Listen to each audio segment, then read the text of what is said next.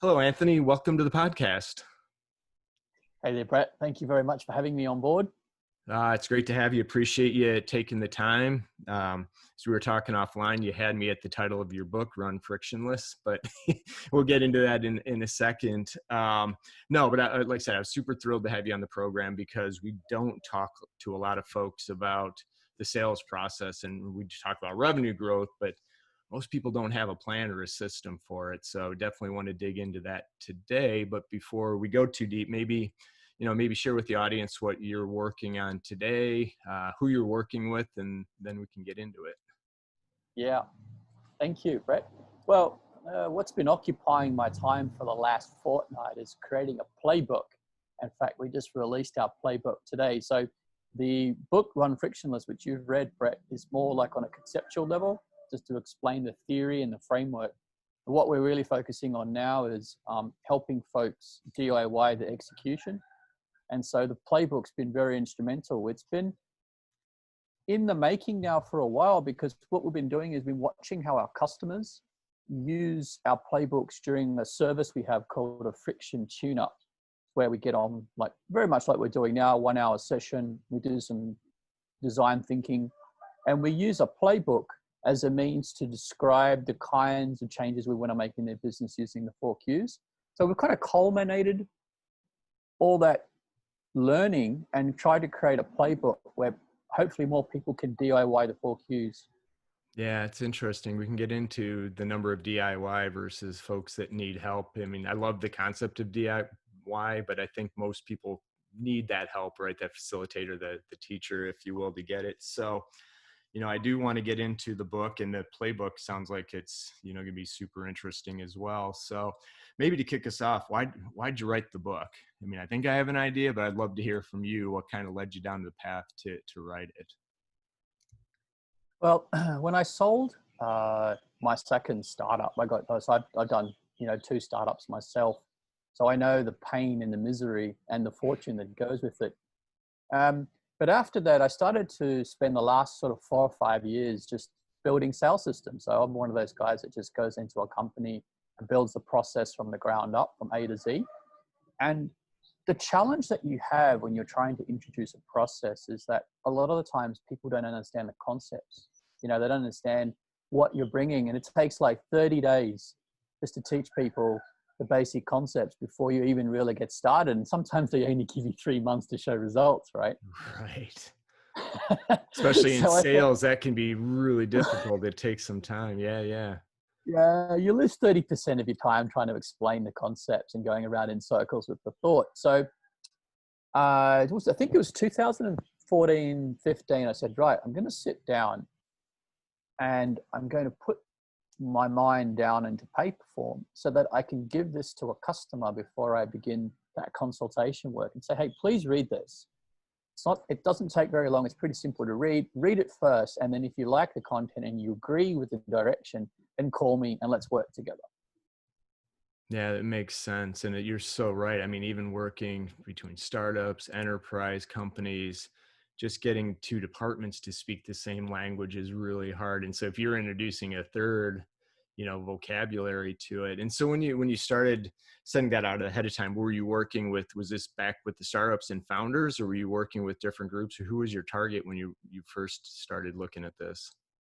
Yeah, it's all pre-revenue businesses. I Okay. think that I really took the most difficult end of the market, and I noticed that a lot of like business coaches, like people who are kind of in a similar field as like I'm working in, won't touch these guys. They'll say, look, we only work with businesses that do a minimum of 500,000 a year. So I started working with companies that were all pre-revenue. I don't know why, but I You like the did. challenge. It must be, or maybe I'm just a sucker for pain. But I just enjoyed that, and that's really where the growth has been. But subsequently, it's expanded a little bit further. We're getting now into like the 130 to 150 people businesses where you're talking more about high growth startups. Yeah, and it makes sense. And we were talking a little bit offline before. I spent 25-year career between startups and enterprise, and enterprise has the same challenge that you solved with your book and the playbook that startups have. And I love the idea of getting it, in their hands early and building kind of the culture, the DNA around, the 4 Qs and this process as you start to grow, versus all of a sudden we've got 50 people or 100 people and they're trying to figure it out. And love to get your perspective too, as we dig into this from the founder's perspective, how easy or difficult, it's been for you to get them out of the sales process. There's a kind of trend that I've noticed with them. If they haven't been able to get themselves out of a sales role by about the second or the third year since the inception of the business, they just start getting tired. And by about the fourth, the fifth year, if they're still making the same mistake, they're already trying to become like chairman. They're trying to throw themselves out of the business as opposed to scaling themselves out of it. Yeah, I like it. And so what I tend to do is I tend to talk to founders who have been trying for about 2, maybe 3 years, because they really understand the pain. They begin to realize that they're getting tired. And that's when they're looking for frameworks and ideas. But to your point earlier, Brett, you were talking about technically led founders. Yeah. And it's interesting because a lot of the people who have been very excited about the framework are people who like frameworks, which tend to be technical people, right? Like they like WordPress and they like different frameworks and things like this. So when they hear about a framework, they think that's probably going to be better than the individual efforts of the people without a framework. So CTOs and COOs have been very excited about the 4Qs because I just think that mentally they're looking for frameworks to put into their business. Yeah, and it makes sense, and process driven, right? You're absolutely right. They engineers, CTOs, technology, Yeah. it's the process, and it makes sense. And that's kind of the other thing too. When you mentioned the 2 years, if it's not, I think you're starting to hit burnout at that point, right? And I haven't personally worked with a company that's been able to scale where the founder is still involved in the selling process. And I think as a shareholder, I'd be a little bit concerned in the business because, what's the value of a sale that's made where it requires the founder to close the sale or to create the sale? Like, really, what's the value of that sale? I think the value of the sale is when somebody else other than them can close the deal without them. I think now you're talking about a valuable sale.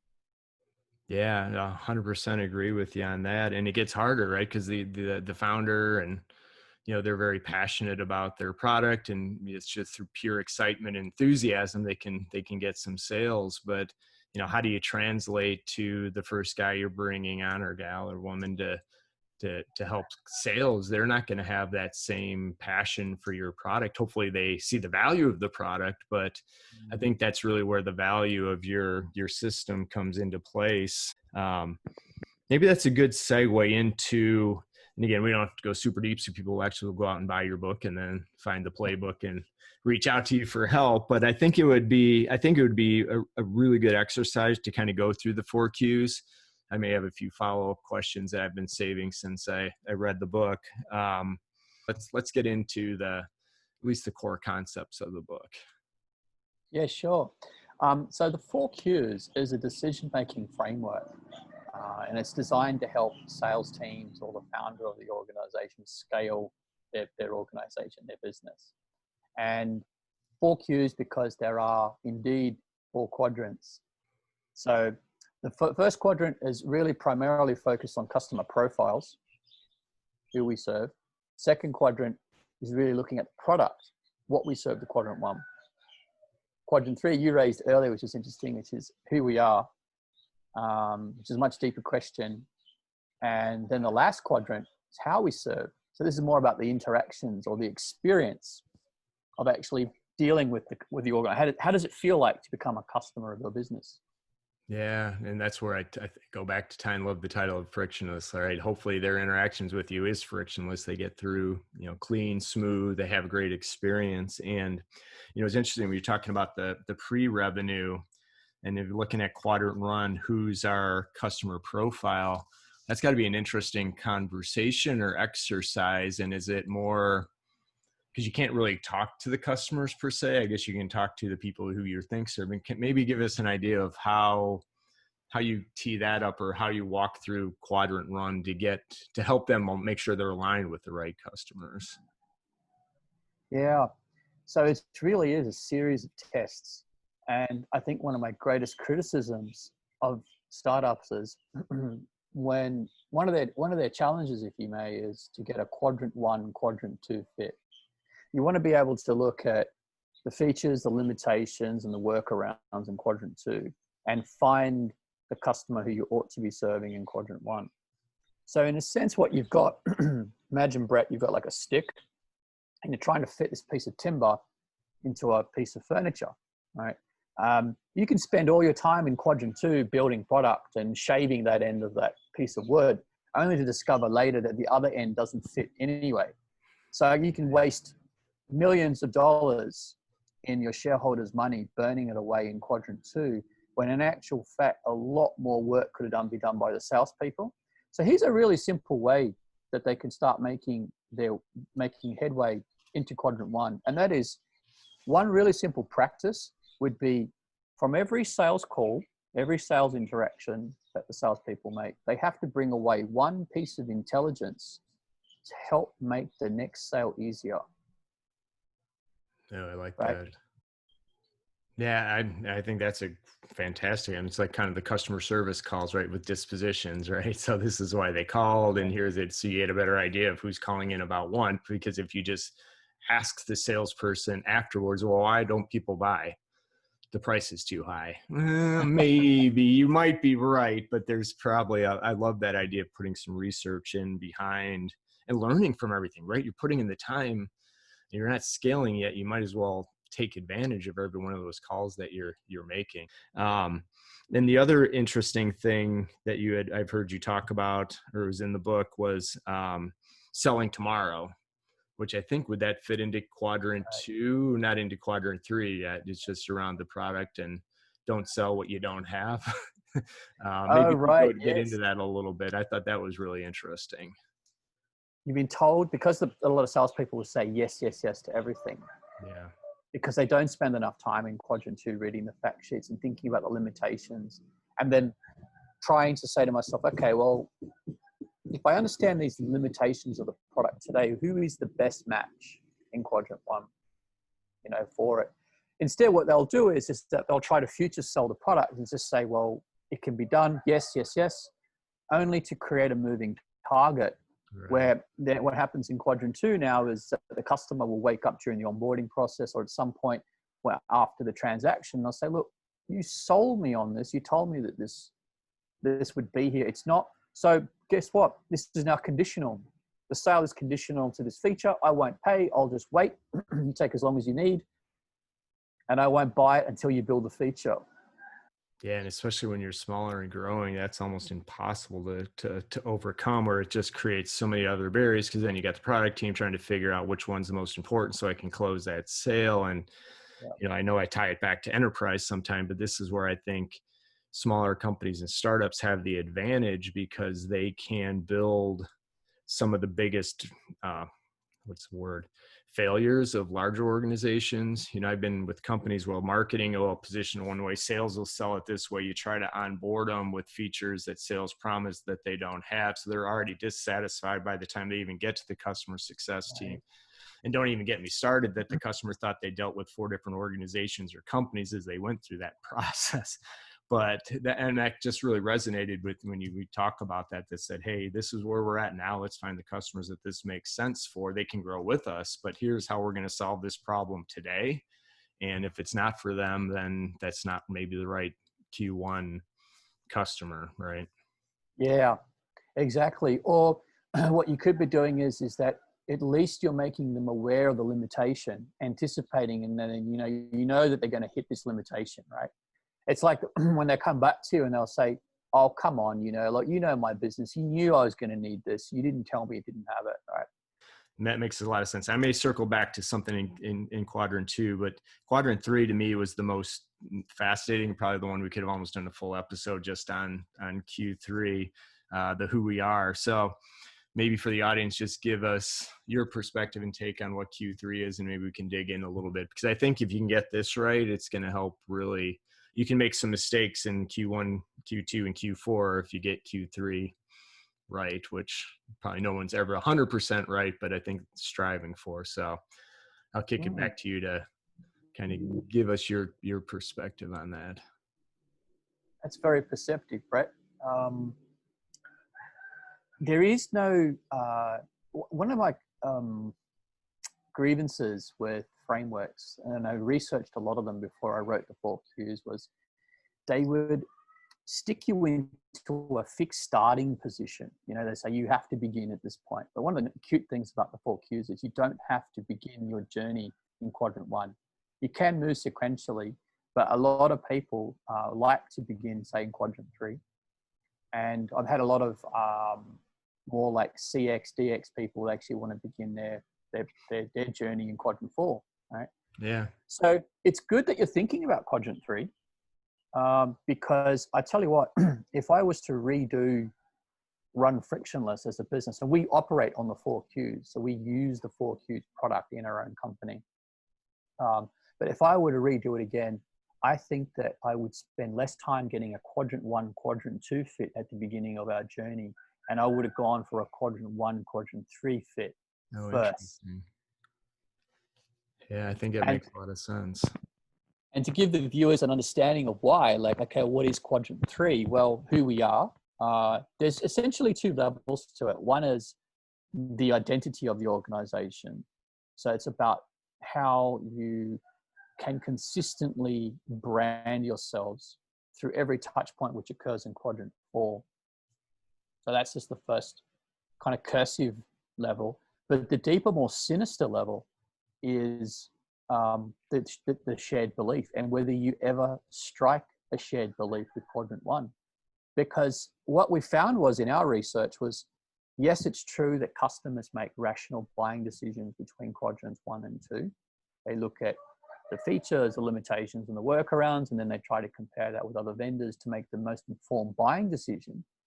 But we've found that even in B2B sales, we're discovering that the irrational buying forces of quadrant 3 really kick in, especially towards the end game of the sale, where everybody in quadrant 2 starts to look the same, and people sit around the table and they say, well, who stood out for you? Now you're talking about quadrant 3, who we are. I don't know if you've got any magic sauce that helps people really get to that who we are in Q3. I'd love to maybe have you dig in a little bit on that, and how you ended up on that as part of the process. What I noticed was when we were designing pitch decks for organizations, we started spending more time at the beginning of the pitch talking about who we are. So maybe 5 slides, and then another 25 slides, we would then go into the product, about the benefits and how that ties back to the organization and their company. But the most important thing is that I would teach the salespeople, if you don't capture their imagination, their attention in the first 5 slides, the product won't matter. They'll never buy anyway. Don't worry about quotes. Don't worry about features. In fact, just pack up and leave, because there really won't be a sale. You will push the square into the triangle. You think you'll cheat yourself into believing that you're going to sell by using those hard tactics you described earlier, but you won't sell this product.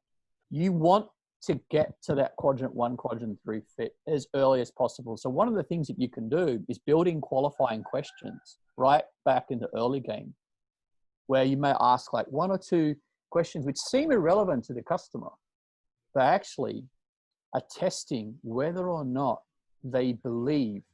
And I think this is a perfect framework for companies that are, frankly, would work at the enterprise, but you're convincing a lot of different people and changing fundamental beliefs. But man, if you can get this right up front, I think your traction and your momentum and taking the friction out of the process is going to help accelerate some of that growth. Something you said earlier was about the power of how, when you get a quadrant 1, quadrant 3 fit, it influences the product you build in quadrant 2. You see, the problem with quadrant 2 is it's not defensible. You know, we can reverse engineer out and figure out your product. We'll go and read it, I know because I teach people to do it. You know, we go and read the terms and conditions. We read your FAQs. We do the fake demos. We figure out what's going on. But if you really want to confuse competitors, if you can take quadrant 3 and then start to direct the build in quadrant 2 based on your beliefs, you confuse the crap out of them. I have no idea what's going on. Yeah, that's so true. And that's where we get back to how are we different, right? And Yep. so much, because if you're going to base your business model on we're better, man, you've got to be 100x better, and good luck proving that you're, because everybody's better than everybody Yeah. else. And, just a question I had before we get into Q4, is as we're seeing the, with COVID and the move, we've seen B2B especially moving towards digital, right? Have you had or any recommendations, maybe this is book 2, how to take that I don't want to call it a communication, but that messaging from, the person to person to the online, where I may come into your website and I want to make sure that who we are is coming across within what we're doing digitally. I can think of like a broad approach, which is your quadrant 3, quadrant 4 fit. When you write the brand guidelines of the company, its branding guidelines, you need to think about the belief, and you need a sentence for the belief, like one sentence. It needs to be distilled with no marketing jargon, written in the most simplistic language you can imagine. Okay. And then what you want to then do is when you're writing the content, the words, the pictures, which are going to associate themselves with every interaction, including the website, you want to make sure that you're gathering some of what was in quadrant 3 and injecting it into those interactions, because that's what will make them unique. There is one experience that I've designed in our company that I can tell you about that we're using in a few other organizations like our clients. Specifically has got nothing to do with quadrant 2. It's got nothing to do about transactions. We're not selling. It's called a sharing session. And what happens is that it's a means of us to test whether or not we share this belief with another organization. And just kind of a follow-up to that, I know I'm going back to the sales. So if you're looking at recruiting folks, my belief is that the traditional profile of a sales rep has changed, right? Give me a good problem solver, a facilitator, and somebody that's empathetic is going to still have to have the DNA to ask for the money at the end of the day, right? Hey, if we solve this problem, do we have a deal? But have you started to see and coach some of these founders on the type of talent they're looking for, or how do you approach the people side of this? Through the recruitment process is, how do you find people who are likely to share your beliefs? And so that, I think, is a big question for the CEO, because when they're trying to get a quadrant 1, quadrant 3 fit, they're not just looking for customers to say, I believe. They're looking for partners and staff. And I saw a really good example of this when I was working at PAM. So I helped those guys build a sales process. They're a software as a service business in Australia, very successful wayfinding business. What we would see is, in 1 out of 10 conversations we'd have with a customer, the customer would turn around and say, could I join your organization? And I can't say that it was purely a strategic decision on my part, but some of the best folks that I've hired and people I've had on team has been that fit first, and took chances on people that may not have had experience in that role, and they were fantastic. I'd almost take a team of those people, and maybe it's just finally catching up, right? That we no longer just have to do the job we have to do the job we're hired for, but the way we think about roles and functions in organizations, especially on the go-to-market, I think is changing. Give me the good customer, empathetic person first every time. We'll figure out how to, we'll do the rest. So I know we're starting to run short on time, and we have not covered Q4 yet. Yeah, maybe just give us a quick, your overview of quadrant 4. Sure thing, Brett. So, quadrant 4 happens to be my favorite quadrant, whether I'm working in my business or I'm helping a client. I love quadrant 4 because quadrant 4 is how we serve. Okay. And so specifically, it's like the precise set of interactions required to create a customer. Okay. So how you go into a business sometimes, Tom does it one way, Jill sells another way, and what you want instead is you want to get everybody consistently working on exactly the same blueprint, because that way people can then isolate and identify together which ones work and which ones don't. And so that feedback loop is so much stronger if you've only got one variant which you're operating on, as opposed to many, many different variants. From a tactical standpoint, are you looking at kind of the tasks that go across the buying process or the sales process, and then looking at what are the key activities that take place, and then maybe we'll figure out who's the person responsible for it? So it's really understanding what needs to take place at key milestones, or is that a fair way of looking at it? Earlier, you were talking about how the goal of the company is not to serve their goal, but to serve the customer's goal in the possible shortest time. So if you cannot wow them with something unique, experiential in quadrant 4, at the very least, serve them in the fastest possible manner, faster than your competitors could. That is the minimum requirement for quadrant 4. If you don't do that, you miss out on a very important data point that we've discovered called customer expiry, because most organizations are not in competition with one another. We found that out in a lot of research, where customers didn't buy anything because they decided that the entire industry was so horrendously bad at serving them that they would rather just continue using a slate and chalk than put up with these people.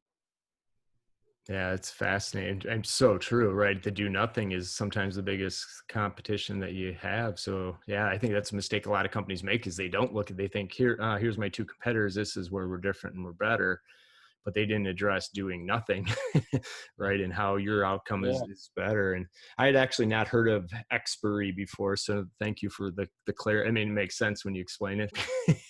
So expiry is my new one. And your definition of that is just the customer just don't do anything, or what's that? Right. So with customer expiry, the number seems to be different depending on the buying decision that's being made. Okay. And so, for example, we've seen customer expiry occur in 11 minutes, and then we've seen it occur, say, in as long as 6 to maybe 12 months, right, for a more sophisticated decision. And 11 minutes is remarkable. Like I worked in a company in the United Kingdom where I helped them build a sales process, and the operations person told me, yes, there are situations where she has seen that the customer will make a decision in 11 minutes. And I went, holy crap. That means that, like, if we're going to design 11 interactions in quadrant 4, we, by better God, better make sure they get done and executed professionally within 11 minutes. Because now you're thinking about a whole different business, you see. You're not thinking about your competitors anymore, because they probably don't know what's going on anyway, Sure. right? And that's where I've seen companies that do not have superior products, they have inferior products in quadrant 2, absolutely bollock businesses with better products because they get a quadrant 1, quadrant 4 fit. And startups taking on enterprise, this is a war on quadrant 1 and 4. This is exactly what they're doing to enterprise. Yeah, it makes so much sense and so true. And if you can just execute and provide a better experience, the buyers and the multiple buyers in some cases in B2B, right? Some risk mitigation, other you're solving user issues. You can provide that experience in the time. I hadn't really thought about it but it makes so much sense. They take a cue, from quadrant 4. If it's this hard to buy the product, imagine how bad the product will be.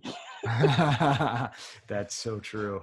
Yeah, and I love the fact of the Q1, Q4 to take on the startups, because I'm starting to see some momentum, right? Because at least in the States, I'm sure you guys are seeing that over there too, that, some of these large legacy B2B orgs, they're not going to be able to pivot, right? They've kind of made some hacks in place to allow, their current employees to work from home and buyers to buy differently than they had been, but they're not fundamentally changing Q4, the quadrant 4, to align better with how the new process is going to look like, because they think they're going back to normal. And so if you've got a great idea, or even not a great idea, same idea, but you think you can execute and bring it to market and get into the customer quicker, I think we're going to see quite a bit of that. I have to ask, what's next for you and the company? You had mentioned the playbook is coming out, or it came out today. So is that the focus? What's on the short-term horizon for you? Yeah, the playbook will occupy a little bit of my time coming into August. But I think what's really exciting is we're unveiling the next version of the friction test. You may remember when you were reading through the book, we had done a few friction tests where we try to quantify what friction would look like. It has a quotient, and then we try to measure its accumulation, and then benchmark organizations. Well, we've been really working hard the last 12 months on the next version of the product, and that's coming out pretty soon. So I'm very excited about that. No, that's awesome. We will definitely have to have you back on when that comes out, because it just ties to everything that I believe in taking. This is how these startups are going to win and grow, get to the million. The 10 million is following this type of process, especially around the go to market. Definitely appreciate your time. I think the audience is going to get a ton of value out of this. Best place for folks to find you, I'll add it to the show notes, but I'll let you kind of best place for people to track you down. Yeah, they can find me on LinkedIn if they just Google or look at LinkedIn on Anthony Condores, or just key in runfrictionless.com. That's pretty quick too. And I can attest that it's all over the place right now. And I highly encourage you to check out the content. If you go to the book's got its own website, and there's a ton of free content and tools there to help you as well. Like I said, if you're a founder struggling with sales or you're stuck in the business, highly recommend you guys check out this book.